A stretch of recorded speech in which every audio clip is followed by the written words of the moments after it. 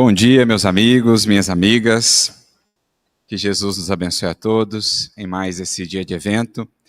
Que os nossos corações estejam sintonizados com o coração, com a mente do Divino Mestre e daqueles benfeitores que o representam aqui hoje junto de nós. Que estejamos bastante receptivos às sementes de vida eterna que nos serão aqui proporcionadas certamente em abundância pela espiritualidade superior. No livro Parnaso de Além Túmulo, que inaugura essa tarefa tão fecunda do Chico Xavier na seara da literatura espírita, nós vamos encontrar um poema do grande Olavo Bilac, intitulado O Livro, em que ele nos diz: Ei-lo, facho de amor que redivivo a soma, desde a taba feroz em folhas de granito, da Índia misteriosa e dos louros do Egito, ao fausto senhorio de Cartago e de Roma. Vaso revelador, retendo o excelso aroma do pensamento a erguer-se esplêndido e bendito. O livro é o coração do tempo no infinito, em que a ideia imortal se renova e retoma. Companheiro fiel da virtude e da história, guia das gerações na vida transitória, é o nume apostolar que governa o destino. Com Hermes e Moisés, com Zoroastro e Buda, pensa, corrige, ensina, experimenta, estuda e brilha com Jesus no Evangelho divino. Eis a definição, portanto, desse grande poeta, em torno desse elemento que irá polarizar as nossas reflexões aqui neste momento, o livro. Definições sublimes que nos fazem entender melhor a proposta, o alcance da tarefa mediúnica de Chico Xavier, juntamente com toda aquela corte de espíritos que, por meio das suas mãos, do seu coração, do seu ser, puderam fazer verter para o mundo verdadeiras torrentes de luz. O pão que desce do céu e que dá vida ao mundo, como diria o mestre.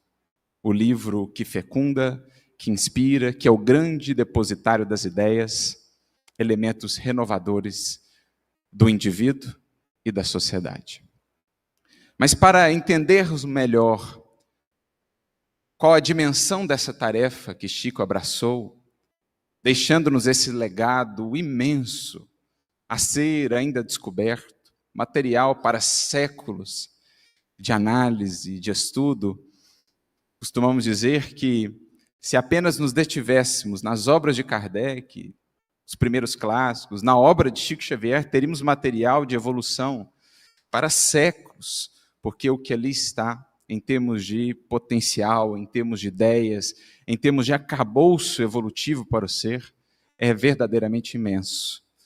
Então, para penetrarmos um pouco mais nisso, como que o próprio Chico, bem como aquele que foi o grande condutor dessa tarefa, enxergavam essa proposta de trabalho com Jesus, nos projetemos no tempo, voltando ali aos idos dos anos de 1950, quando, na região de Belo Horizonte, Pedro Leopoldo, passou por ali o grande médium de efeitos físicos, de materializações, denominado Peixotinho.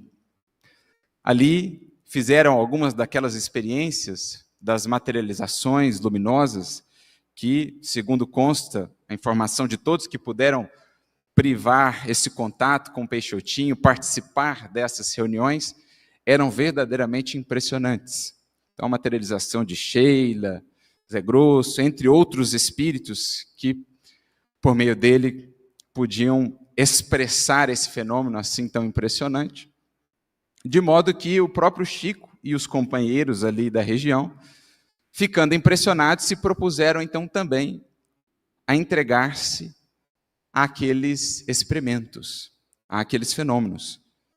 Arnaldo Rocha, portanto, juntamente com outros amigos, se aproxima do Chico e propõe Que tal então, Chico, se nós fizermos também aqui, em Pedro Leopoldo, algumas dessas reuniões de materialização?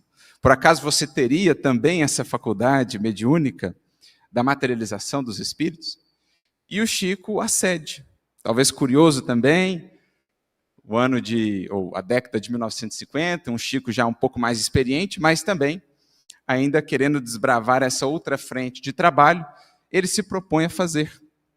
E eles então começam com essas experimentações que foram se desenrolando ao longo de algumas reuniões e aí puderam presenciar fenômenos realmente impressionantes.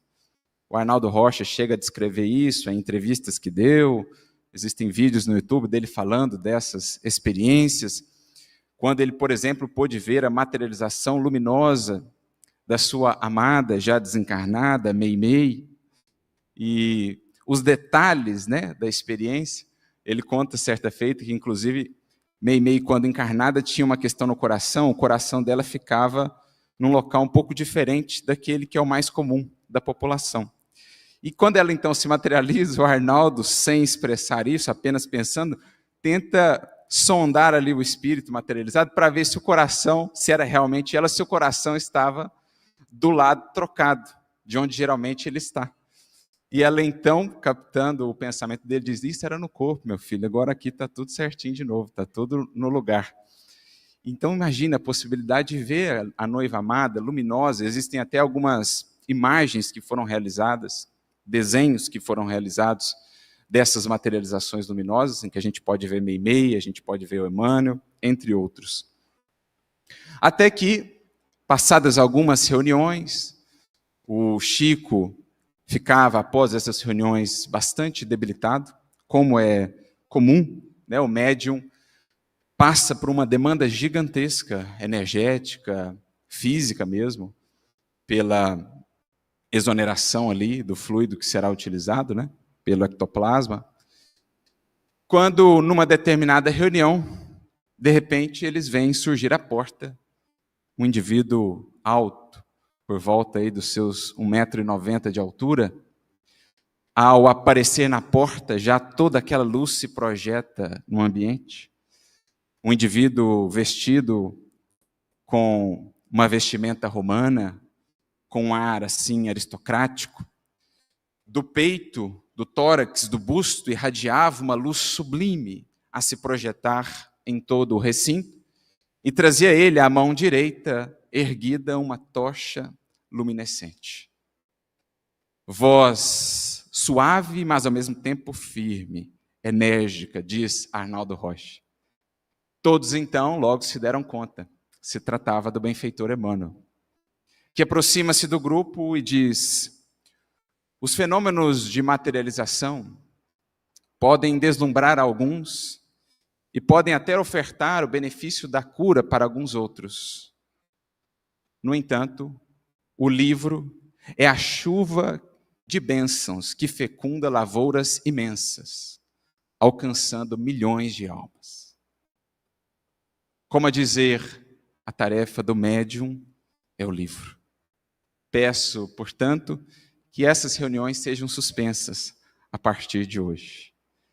E assim se deu. Arnaldo Rocha diz, até com o bom humor que lhe era característico: obedece quem tem juízo. Dali por diante, nunca mais o Chico se entregou aos mistérios dos fenômenos de materialização. Não que não existissem outros médiuns que tinham esse ministério, essa tarefa mais específica, como o próprio Peixotinho. No entanto, fica ali bem claro para Chico, para os companheiros, que a tarefa, em especial daquele médium, era o livro. Aquela chuva de bênçãos que fecunda, que haveria de fecundar lavouras imensas, alcançando milhões e milhões de almas, como de fato se deu. Fala profética do nosso Emmanuel, que resgata em verdade aquilo que foi apresentado quando do início da tarefa mediúnica de Chico Xavier, ainda nos idos de 1927, quando aquele jovem com apenas 17 anos tem as suas primeiras experiências psicográficas. Ele, que já era médium desde a infância, como sabemos, já via sua mãe e outros espíritos, mas ainda não tinha tanto conhecimento do fenômeno, passa a conhecê-lo, a entendê-lo melhor a partir do contato com a família Perácio, quando do adoecimento de uma irmã sua, que foi curada, amparada por essa família, Dona Carmen Perácio, o esposo, que foram os grandes iniciadores do Chico na doutrina espírita, apresentando a ele as obras de Kardec e ajudando-o a entender o que se passava consigo. Foi Dona Carmen Perácio que primeiro disse a Chico: tome o papel e o lápis para escrever. Lá nos idos de 1907, para sermos mais exatos, em 8 de julho de 1927, Chico, com 17 anos, ele inicia essa tarefa, digamos, psicográfica. E ainda nesse início, Dona Carmen Perácio participou, portanto, meio que da fundação do Luiz Gonzaga, que foi o primeiro centro do qual o Chico participou em Pedro Leopoldo. E nessas primeiras reuniões, onde o Chico já começava a escrever as mensagens, Dona Carmen Perácio, inclusive, tem contato com Emmanuel antes do próprio Chico Xavier, como revelado numa entrevista sua. 4 anos antes do Chico ter contato com Emmanuel, em 1927, o Chico tem o primeiro contato com ele em 1931, ele aparece para Dona Carmen Perácio e a orienta, então, para que ela orientasse ele quanto à tarefa. O Emmanuel fica nos bastidores, as ocultas, deixando primeiramente que outros espíritos pudessem ir treinando e lapidando aquela mediunidade para que, então, depois se revelasse e assumisse o governo, digamos assim, a condução dessa tarefa mediúnica. E Dona Carmen Perácio, então, registra uma experiência mediúnica que ela pôde ter nesse início da tarefa do Chico, quando, numa determinada reunião lá no Luiz Gonzaga, ela pôde ver sobre a cabeça do Chico uma chuva espiritual, muitos e muitos livros caindo sobre ele.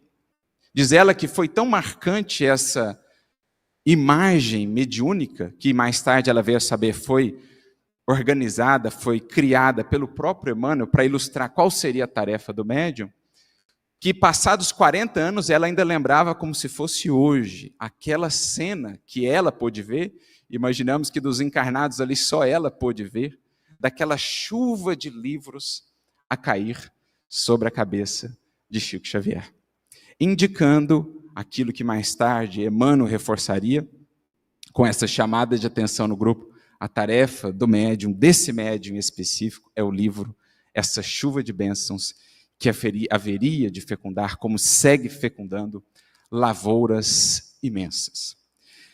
Então, aqui cabe nos refletir sobre esse papel do livro, sobre a tarefa do Chico ter sido assim tão direcionada para o livro, para que entendamos, enfim, qual a função desse elemento que, no seio da sociedade, da humanidade, ao longo da história, guarda uma importância cabal, como Olavo Bilac aqui buscou destacar, esse facho de amor que, de fato, vai iluminando as consciências, que vai abrindo clareiras no horizonte do pensamento humano e que vai impulsionando o progresso de todos os seres. Talvez por isso Emmanuel tenha comparecido ali àquela reunião, portando um facho luminescente às mãos, como a dizer que aquele, sobretudo, era o objetivo. Por quê? Os fenômenos passam, mas os livros ficam. Há uma mensagem muito interessante do Emmanuel no livro Seara dos Médiuns, capítulo de número 26, chamada Fenômenos e Livros, em que ele vai nos convidar a refletir que, na gênese de todas as religiões, nós vamos encontrar fenômenos mediúnicos. Se formos ao hinduísmo, lá aos tempos das descrições do Mahabharata, dos primeiros livros, os livros mais antigos, talvez, dessas tradições espirituais no seio da humanidade, vamos ver ali descrições de fenômenos envolvendo Arjuna, Krishna, aqueles personagens todos daquela epopeia.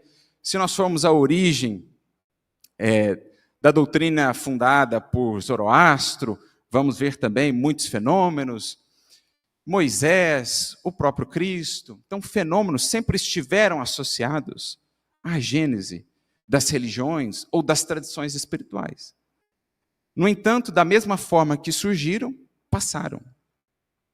E deixam para os séculos uma série de indagações, de dúvidas. Debates infidáveis que poderíamos fazer em torno desses ditos fenômenos. Ocorreram ou não, foi desse modo ou não, foi assim, foi assado. No entanto, o que realmente fica a instruir, a libertar as consciências, os corações, para uma vida sempre mais luminosa, para uma vida sempre mais consciente em relação ao que de fato seja o universo, a nossa destinação. Os livros que foram produto desses fenômenos. Então, Emmanuel ele vai refletindo sobre algumas dessas principais religiões, né? Algumas dessas principais tradições espirituais. Poderíamos voltar lá às histórias de Arjuna e Krishna e ficar debatendo indefinidamente sobre o que foram aqueles fenômenos, como foram, como explicá-los, etc. No entanto, aí está o Bhagavad Gita, o Mahabharata, há milênios e milênios instruindo os corações quanto à virtude, por meio dos seus simbolismos, convidando os espíritos a meditarem sobre os fundamentos da vida, sobre si próprios, o seu mundo interior. Da mesma forma, em torno da vida de Zoroastro, poderíamos debater indefinidamente quanto aos fenômenos que envolveram a sua passagem pelo mundo, mas aí está o Zend-Avesta, o livro que surge das suas lições, a instruir milhares e milhares de corações ao longo do tempo em outras culturas, em outros ambientes. Acerca de Moisés, poderíamos ficar indefinidamente a debater sobre as ditas pragas do Egito, os fenômenos que ele realizou diante do faraó, diante do povo no deserto. No entanto, aí estão os seus livros, o Pentateuco, como fundamento da compreensão da lei divina para milhões e milhões de espíritos, instruindo, consolando, esclarecendo. Também em torno do Cristo, poderíamos ficar debatendo acerca dos tantos fenômenos que se expressam no Evangelho, e o Espiritismo, de certo modo, vai fazê-lo, explicando-os. No entanto, o mais fundamental, que vem perpassando os séculos com o mesmo sabor de atualidade, com o mesmo frescor de sempre, são as suas palavras e as suas lições imortais, registradas pelos discípulos. Também acerca do próprio Espiritismo. Muitos se deterão nos fenômenos que, segundo Kardec, segundo Emmanuel, são simplesmente a antessala da doutrina espírita. Os fenômenos, a antessala, a primeira câmara, que nos conduzem às reflexões filosóficas, mas que devem culminar na vida moralizada, na vida transformada pelas lições que puderam ser extraídas dos fenômenos. Por isso, Emmanuel vai assim nos dizer, concluindo essa mensagem muito interessante, acerca de fenômenos e de livros. Os fenômenos mediúnicos são como que a ostreira das interrogações e experimentos humanos. O que é ostreira? É onde se cria ostras. O cultivo de ostras. Por que o Emmanuel se serve dessa imagem? Porque ele então diz, mas o livro é a pérola que passa a guarnecer o tesouro crescente da sabedoria que nunca morre. Olha que definição fantástica.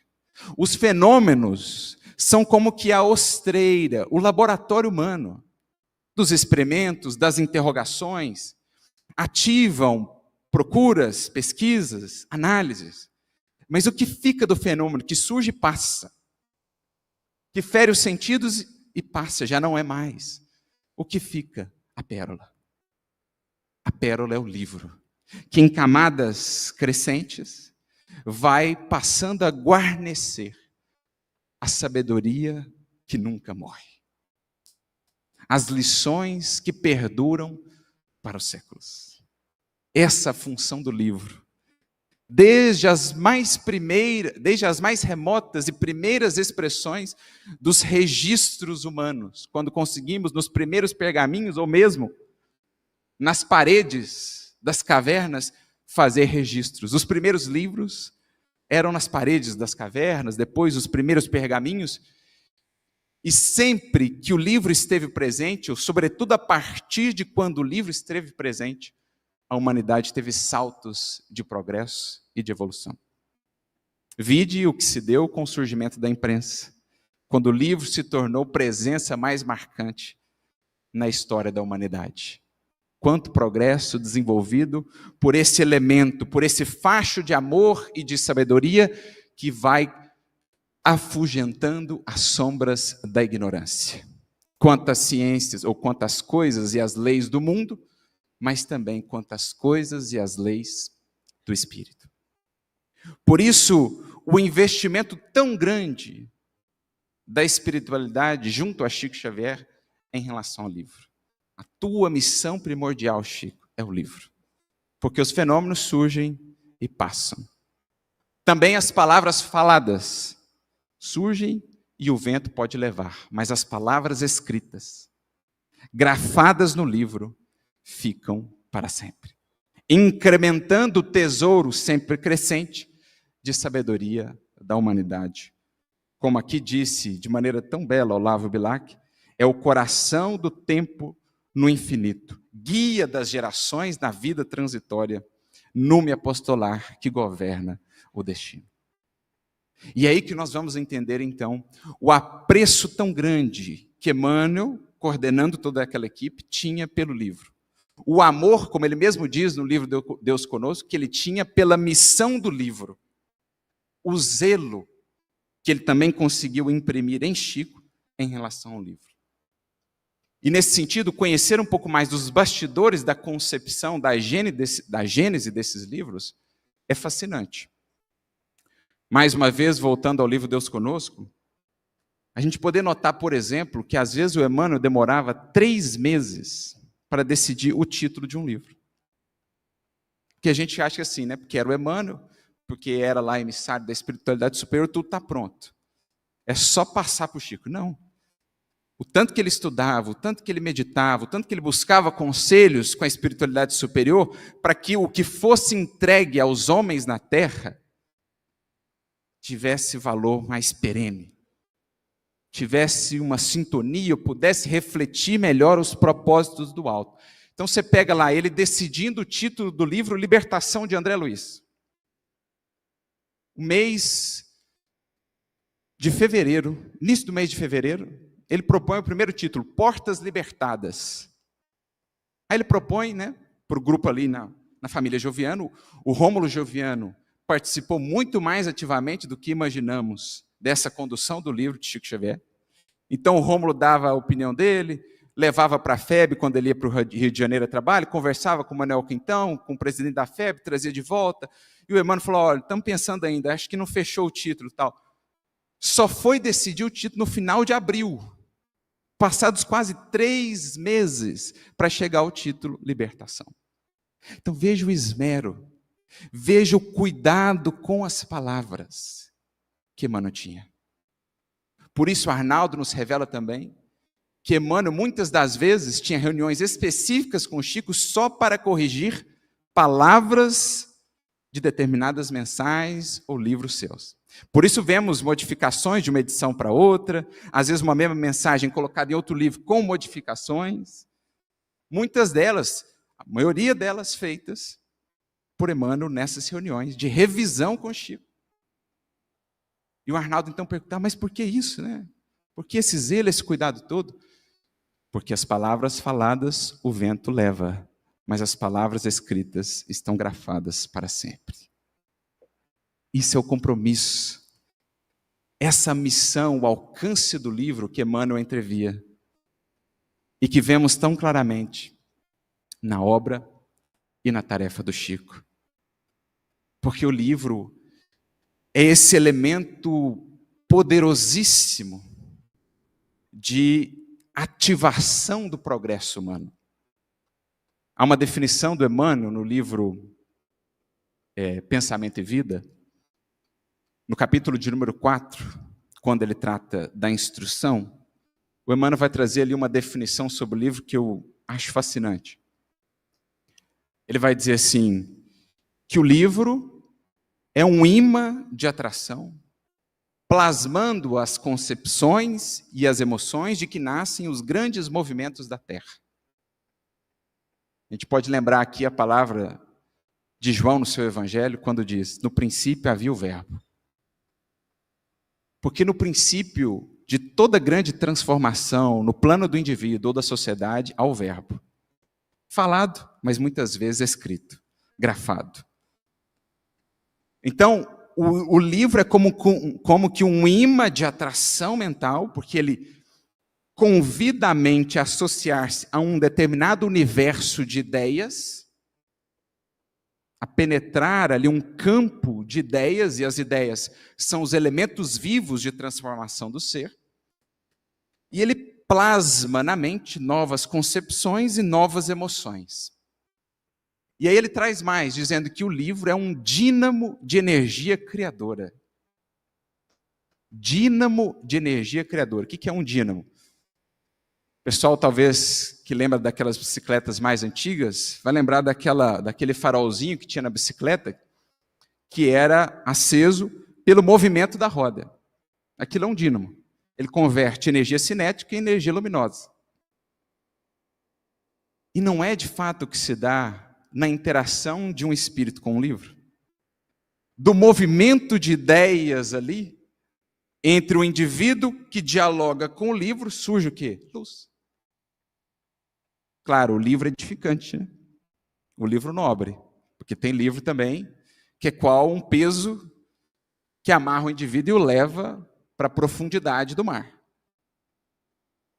Então, temos de analisar também o teor do livro. Até uma mensagem muito interessante do Emmanuel, no livro Mentores e Ceareiros, eu achei legal o título, que ele faz um jogo de palavras, né? O título é O Livro Livra.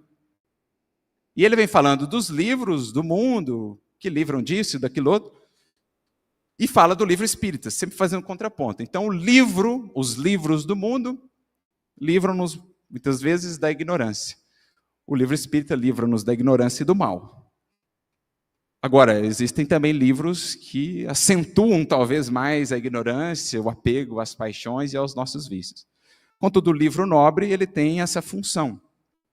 No diálogo, no movimento de ideias, no fluxo de pensamento que se estabelece entre aquele que lê e a obra que é lida, que é produto de outras mentes, desse dinamismo surge luz que é criada, fiat lux. Eis que a luz se fez, eis que a luz se faz, toda vez que nos integramos a um livro. Por quê? No fundo, o que se dá quando lemos um livro? Aí mais um conceito muito interessante de Emmanuel nesse capítulo do livro Pensamento e Vida.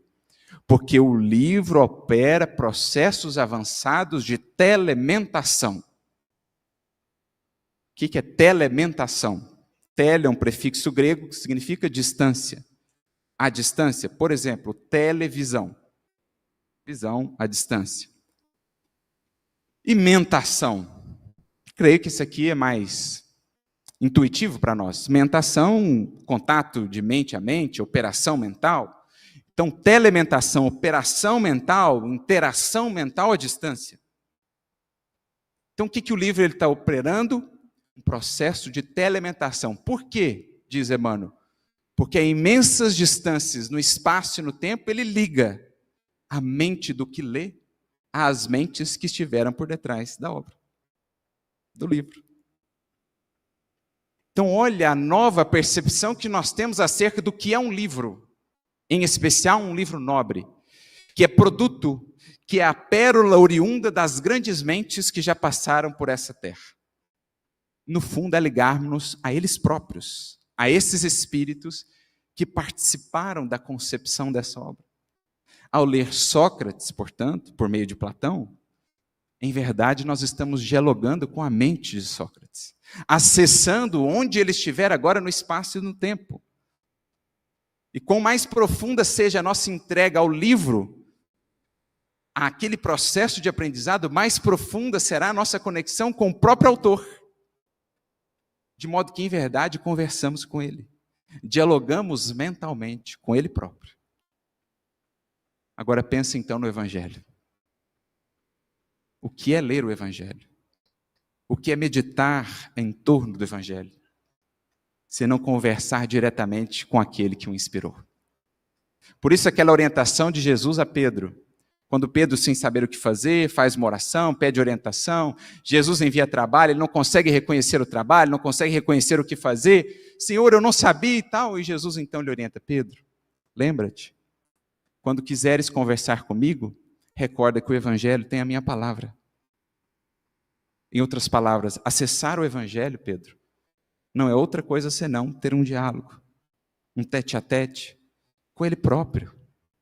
Estar diante do Cristo, ouvir-lhe as palavras cariciosas, enxergá-lo como mestre em nossas vidas, o bom pastor que nos pode apresentar a porta mais devida em cada circunstância ou ocasião.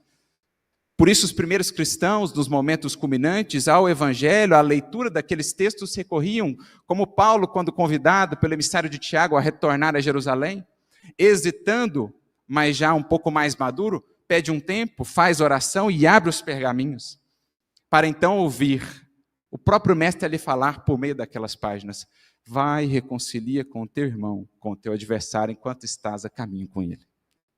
Aquilo é conversar com Jesus.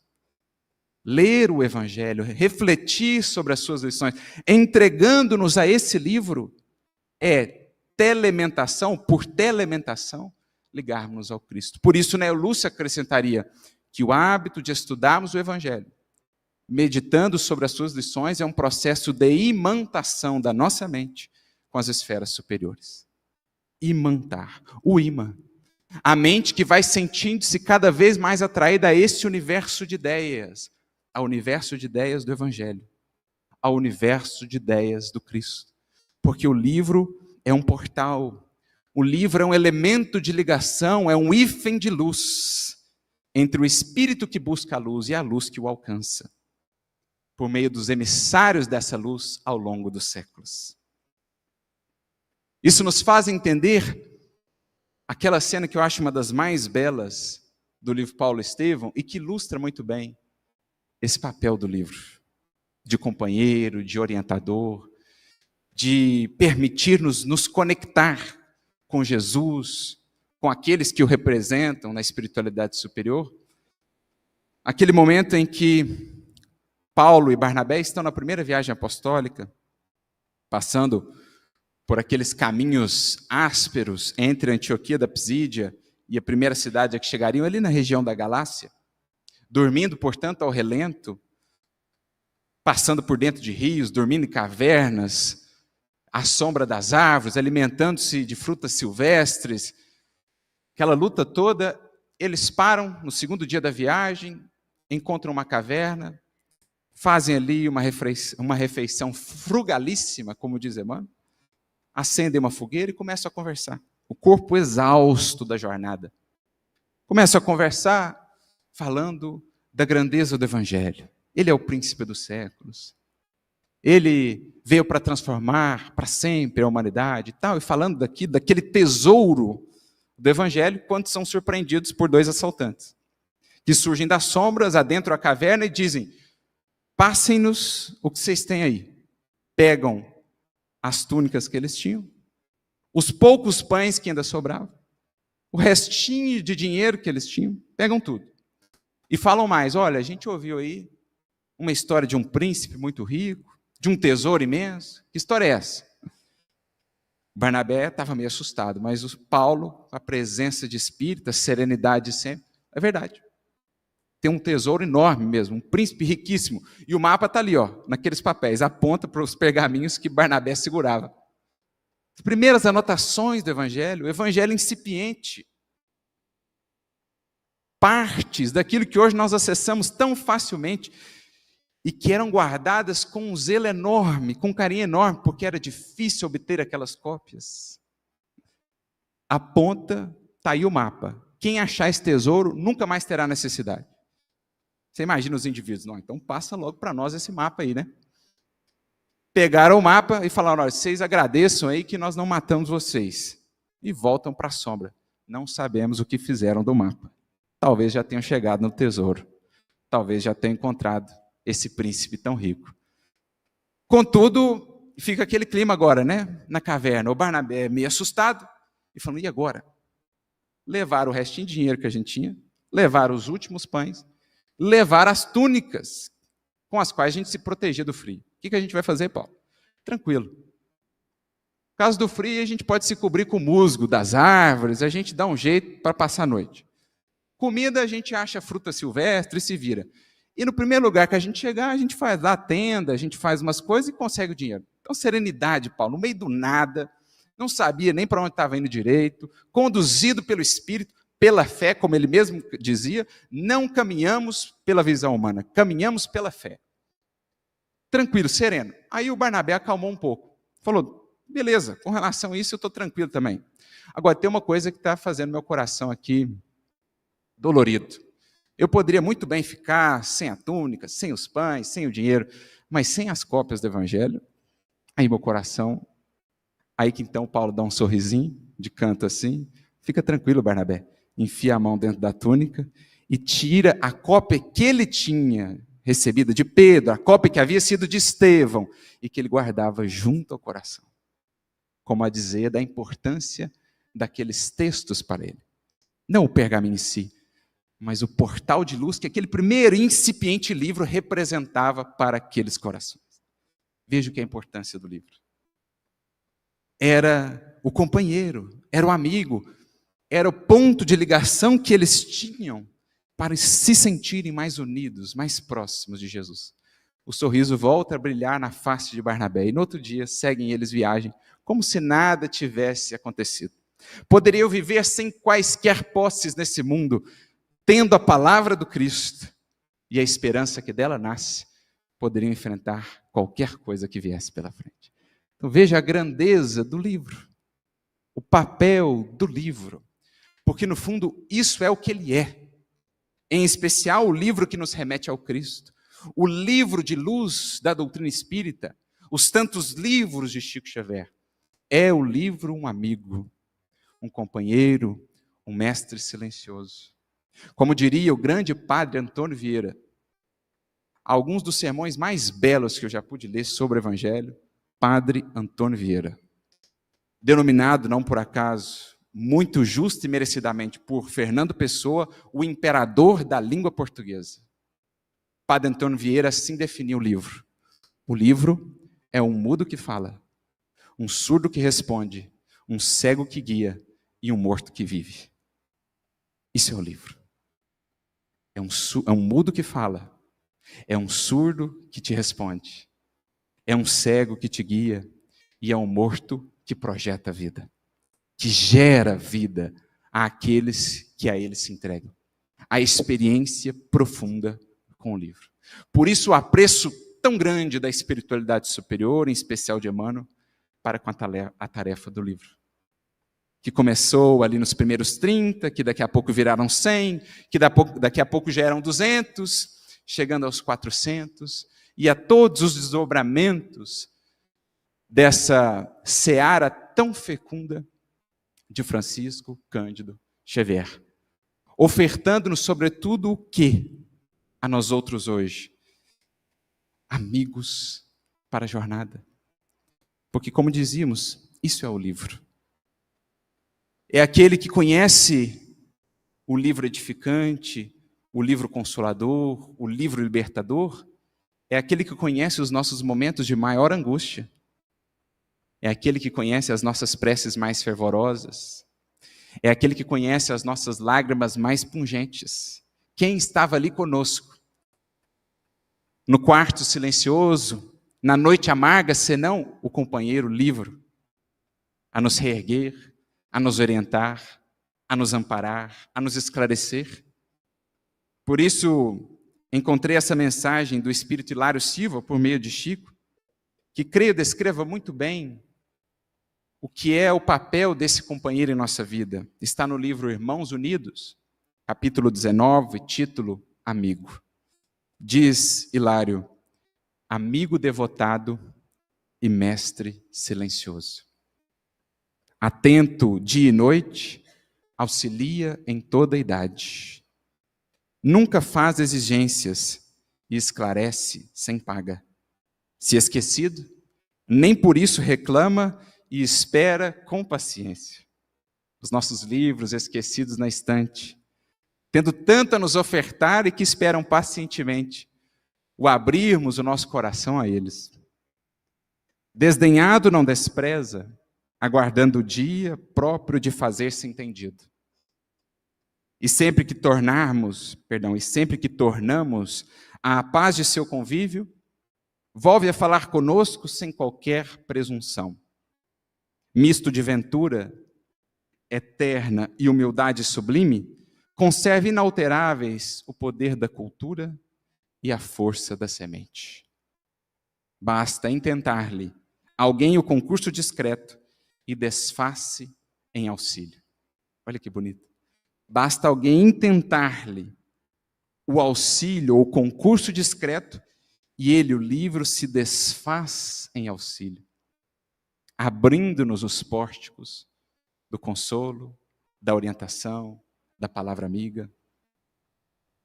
Educa sem vaidade, ampara sem orgulho, levanta sem alarde, socorre sem ofensa, corrige-nos sem ralho e ensina sem barulho.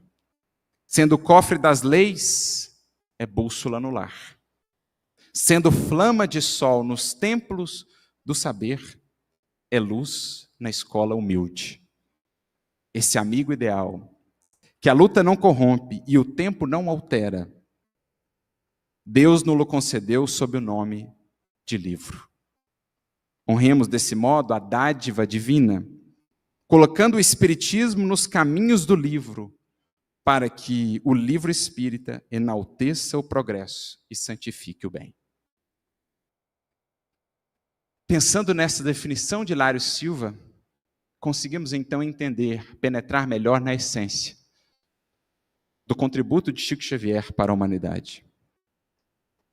Em nos ofertando tantos e tantos livros, na sequência dos que o antecederam, do próprio Kardec, de Leon Denis, dos clássicos do Espiritismo, mas ofertando-nos ele tantos e tantos livros como depositário das ideias sublimes do mais alto, como aquele cais que mencionamos ontem, que firme na sua luta, nas suas provas, pôde permitir o desembarque de tantas ideias renovadoras no seio da humanidade, ele nos ofertou sim muitos elementos de inspiração, muitas sementes de transformação. Mas mais do que isso, o que nos deu Chico Xavier, senão centenas de amigos? Cada livro que Chico nos legou é um amigo com quem sempre poderemos contar. O que nos remete à fala de Jesus: granjeai amigos. E, em geral, pensamos apenas em pessoas.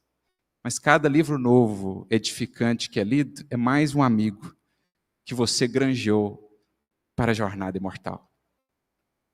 Amigo com quem sempre poderás contar. E cada um saberá os seus principais amigos. Cada fase da nossa vida, cada etapa da luta, há ali aquele livro ou aqueles livros que estiveram ao nosso lado, muitas vezes marcados em suas páginas pelas nossas lágrimas, e que foram para nós o pão de luz que nos deu força para seguir. Foram para nós o facho que afastou as sombras do desespero, trazendo-nos o consolo, a força que reergue. Foram para nós o discernimento, que nos ajudou a escolher com mais consciência, com mais clareza, o caminho a seguir, a decisão a tomar. Então pense agora nesses amigos e agradeça-os, agradecendo aquele que te apresentou a esses amigos. Eu me recordo uma fase muito difícil, um período muito duro, o quanto, por exemplo, a série de André Luiz me foi útil nesses tempos, porque ela mostrava essa verdadeira dinâmica da vida, a interação entre os que aqui estamos encarnados e os desencarnados, o tanto de auxílio que nos ampara sem que o vejamos, o quanto ocorre numa simples noite de sono, e tudo aquilo chegava com uma luz de um consolo imenso, de uma força profunda para seguir superando, vencendo os desafios. Quantas vezes o Evangelho segundo o Espiritismo não foi o nosso confessor, não viu o nosso coração exposto, não viu as nossas fragilidades e nos recordou daquele que o inspirou. Nos permitiu, como Pedro fez, como Paulo fez, quando buscou as palavras daqueles primeiros pergaminhos, nos permitiu mais uma vez, o Evangelho segundo o Espiritismo, conversar diretamente com Jesus, por meio dos avançados processos de telementação que o livro possibilita.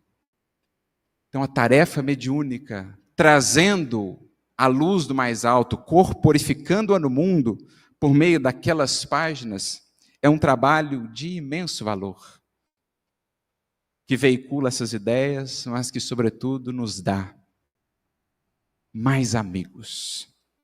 E quem ajunta amigos, como diz Emmanuel, amontoa amor e poder. Quanto mais amigos, mais recursos a que recorrer nos dias árduos.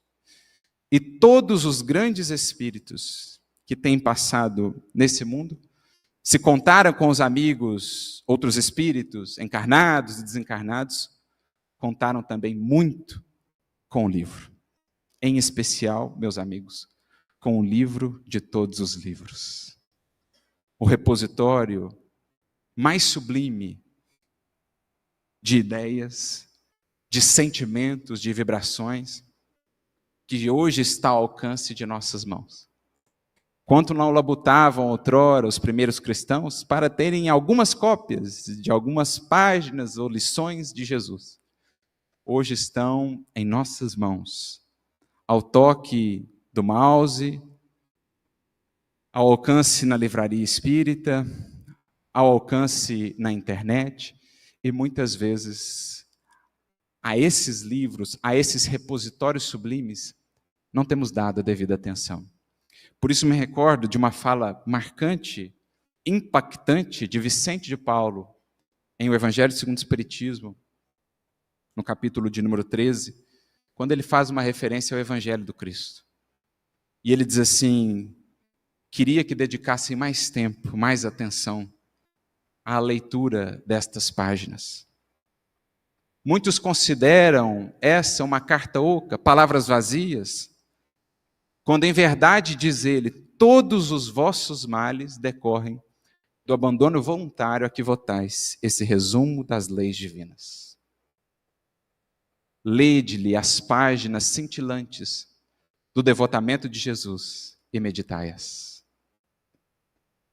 Então, a orientação de Vicente de Paulo a nos dizer, se dessemos, se entregássemos mais tempo, mais do nosso coração, ao diálogo diário com Jesus por meio destas palavras, que felizmente chegaram até nós graças a esse espírito visionário de um Paulo, àqueles que se dedicaram a escrever e a fazer os registros, se a essas páginas de devotamento do Cristo entregássemos mais do nosso coração, muitos dos nossos males, se não quase a totalidade deles, poderiam ser evitados, ou teriam encontrado o consolo devido, para que não se tornassem assim fardos tão pesados.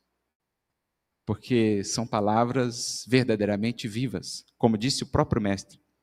As palavras que vos disse são espírito e são vida. Por isso, palavras de vida eterna. O texto, o livro, o material em si, é só o repositório. O que nos interessa é o que ele cria, o que ele dinamiza em nós, aonde ele projeta a nossa mente e o nosso coração. E a doutrina espírita não é senão, como diriam alguns espíritos, aos tempos de Kardec, ou mesmo Emmanuel, um desenvolvimento das palavras de Jesus. Novidade mesmo no mundo, em termos de ideias sublimes, ainda não aplicadas, verdadeiramente inovadoras, diz Emmanuel, só a boa nova. O resto é comentário. O resto é desenvolvimento.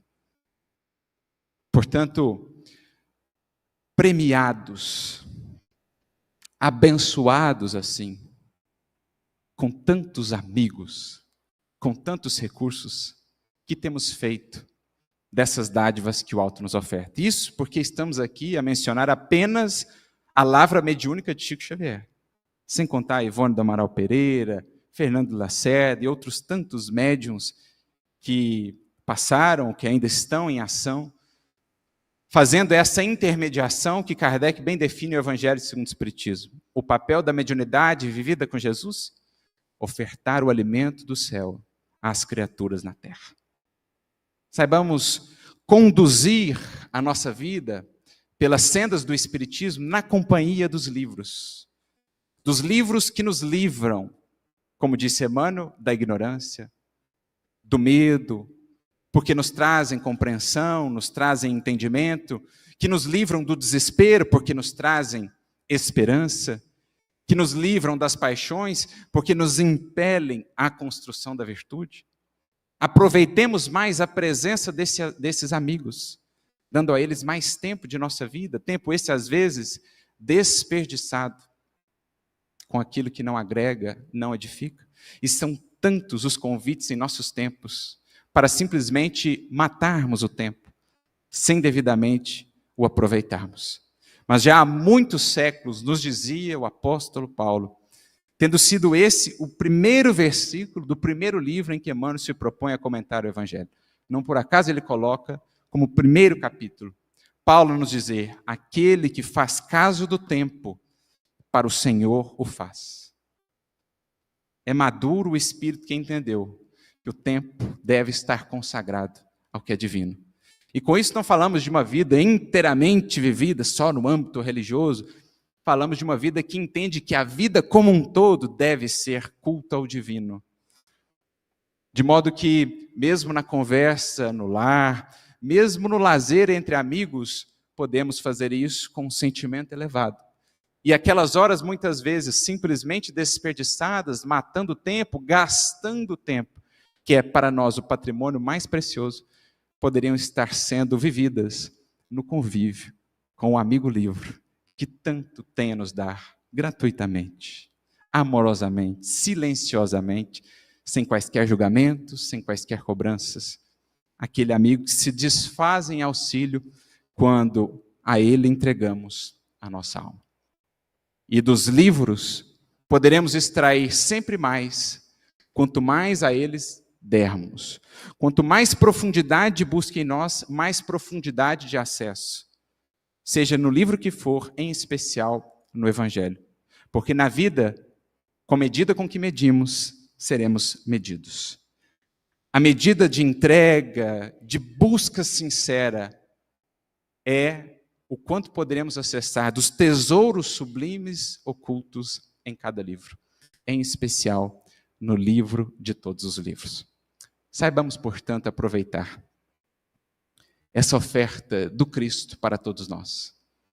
Todos os livros, os clássicos, aqueles que marcaram a época, aqueles que têm sido faróis da humanidade, não são senão ofertas do Cristo, presentes do mais alto à humanidade, para servirem de orientadores, de norteadores, de estímulos adicionais, para que, enfim, consigamos vencer a noite da ignorância e das paixões, passando a contemplar a vida em seu alcance tão belo, tão vasto, quanto a descobrir, quanto a desbravar no universo. Nessa jornada, contudo, os livros serão as nossas lanternas e os nossos faróis. Que o alto possa nos inspirar e nos estimular nessa busca, porque sabemos quantas vezes em nossa vida o livro chegou, um determinado livro chegou no momento mais propício, na ocasião de maior necessidade, porque assim opera a espiritualidade junto de nós, aproximando-nos de outros espíritos, de amigos, mas por vezes do amigo em forma de livro, que chega no momento exato a relembrar-nos de onde estamos, para onde vamos, e a nos relembrar de que a vida não é um conjunto de acasos, mas que ela é sim conduzida pela providência divina e pelo infinito amor que zela por todos nós, ofertando-nos assim tantas e tantas pérolas preciosas que está em nosso alcance, ou que está na definição de cada um, saber aproveitar. A Chico, portanto, a nossa gratidão, pelo quanto lhe custou em termos de dedicação, de esforço, de empenho, para nos brindar com o conhecimento que vem do mais alto, mas, sobretudo, com essa centena de amigos que temos agora a nos acompanhar na jornada em direção a Jesus. Que Emmanuel, que Chico, que todos que estiveram envolvidos nesse cortejo de luz recebam a nossa gratidão e que saibamos entender que a gratidão mais sincera e mais verdadeira a ser expressa nas palavras do próprio Emmanuel é aquela que se traduza no verdadeiro e no devido aproveitamento das dádivas recebidas. Que os livros lidos estejam, enfim, escritos, grafados em nossa vida e em nosso coração. A todos, muita luz e muita paz.